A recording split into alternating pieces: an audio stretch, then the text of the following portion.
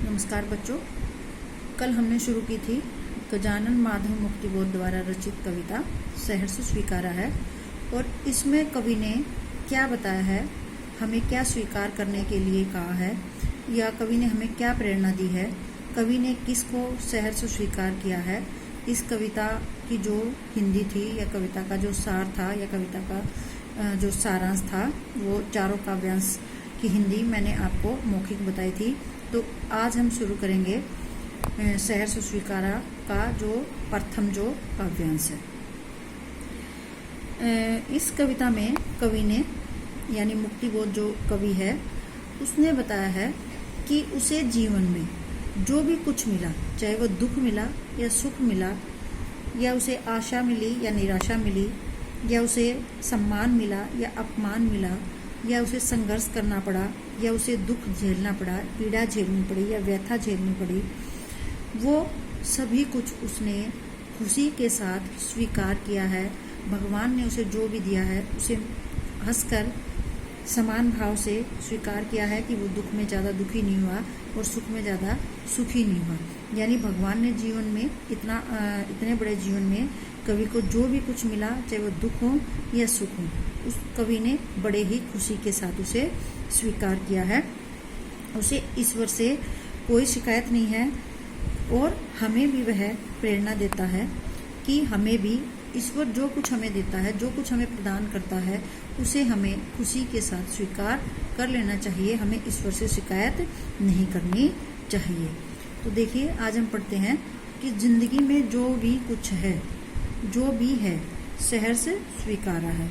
कि जिंदगी में कवि ने अपने माध्यम से बताया है कि जिंदगी में जो भी कुछ है, कि उसे इस जीवन में जो भी कुछ मिला उसने, या जो भी कुछ उसे मिला या जो भी कुछ मिलना है या जो भी कुछ उसके पास है, उसने बड़ी खुशी से उसे स्वीकार किया है। इसीलिए कि जो भी कुछ मेरा है वह तुम्हें प्यारा है।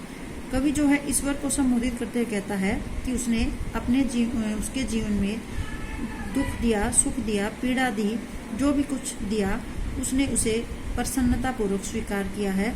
और कवि ये भी मानता है कि आपने, यानी आपने मतलब ईश्वर ने, यहाँ मैंने कल तुम्हें बताया था कि उसका जो संबोध्य है वो मतलब कवि ने यहाँ प्रकट नहीं किया है कि उसका संबोध्य कौन है।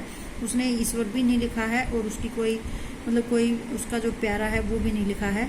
तो रहस्यवादी भावना यहाँ कवि ने रखी है। तो यहाँ हम मतलब जो है आइडिया लगा सकते हैं, या तो वो ईश्वर को संबोधित कर रहा है, या वह जो है उसकी प्रेयसी भी हो सकती है, या कोई तीसरा पर्सन भी हो सकता है। तो इसीलिए कि जो भी कुछ मेरा है वह तुम्हें प्यारा है।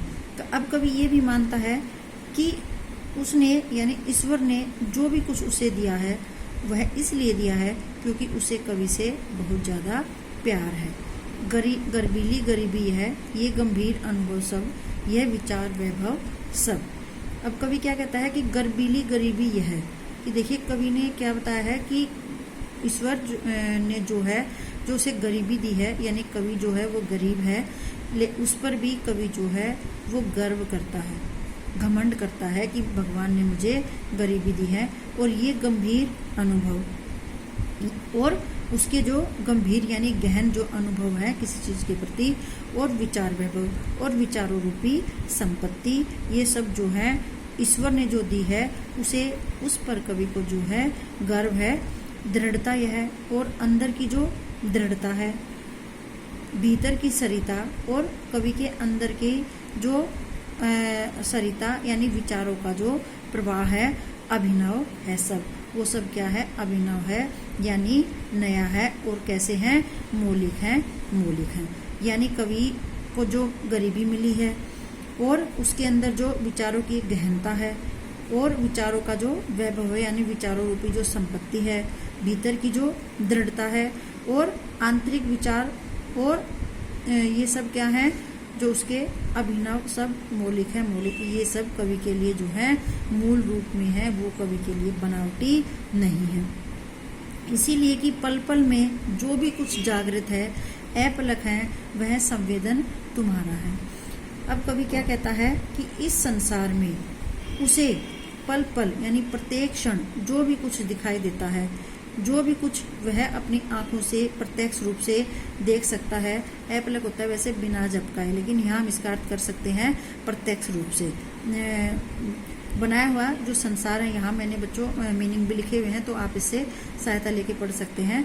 तो थोड़ी सी मुश्किल कविता है, तो मैंने इसके शब्द अर्थ जो है वो लिख दिए हैं, तो आप इसको देख के अच्छे से समझ सकते हैं कि भगवान ने पल पल या क्षण क्षण में जो भी कुछ बनाया हुआ है उसे हम प्रत्यक्ष रूप से देख सकते हैं। वह भी क्या है, मूल रूप में है, बनावटी नहीं है। और संवेदन तुम्हारा ही है कि मतलब जिस संसार को हम प्रत्यक्ष रूप से देख सकते हैं, वह जो ईश्वर के द्वारा बनाया हुआ है, उसमें जो ईश्वर है वह अदृश्य रूप से विराजमान है। इसलिए कवि मतलब अपने जीवन में मिलने वाली हर एक चीज को ईश्वर के मिलने वाली हर एक चीज को ईश्वर को जिम्मेवार मानता है, क्योंकि ईश्वर ने उसे जो कुछ दिया है उसे शेर से स्वीकार किया है।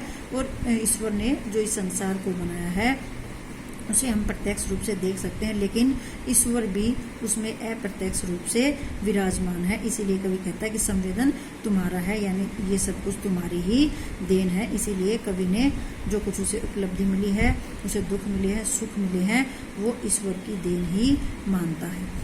अब हम देखेंगे इसका जो काव्य सौंदर्य है, भाव सौंदर्य है, यानी इसका विशेष। एक तो इसमें क्या बताया है बेटे कि इसका भाव बनेगा कि कवि ने जो है, चाहे उसे भगवान ने जो भी कुछ दिया, जो भी कुछ प्रदान किया, चाहे वो दुख है, सुख है, या जो भी कुछ है, उस कवि ने उसे समान भाव से स्वीकार किया है। उसमें जो है ईश्वर के प्रति उसने कोई शिकायत नहीं की है।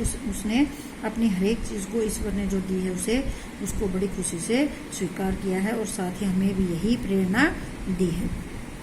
तो ये था इसका भाव सौंदर्य। अब इसका काव्य सौंदर्य देखेंगे कि इसमें कवि ने बताया है कि उसने ये नहीं मतलब बताया है कि वो जिसको संबोधित कर रहा है वो कौन है, तो इसमें रहस्यवादी भावना है। दूसरा इसमें शेर से स्वीकारा है, में अनुप्रास अलंकार है, कहीं कहीं जो है वो इसमें जो है अनुप्रास अलंकार तो है ही, साथ में प्रश्न अलंकार भी हम कह सकते हैं, और साथ में जो है वो पल पल में पुनरुक्ति प्रकाश अलंकार है। भाषा जो है वो साहित्यिक हिंदी है, प्रसाद गुण है।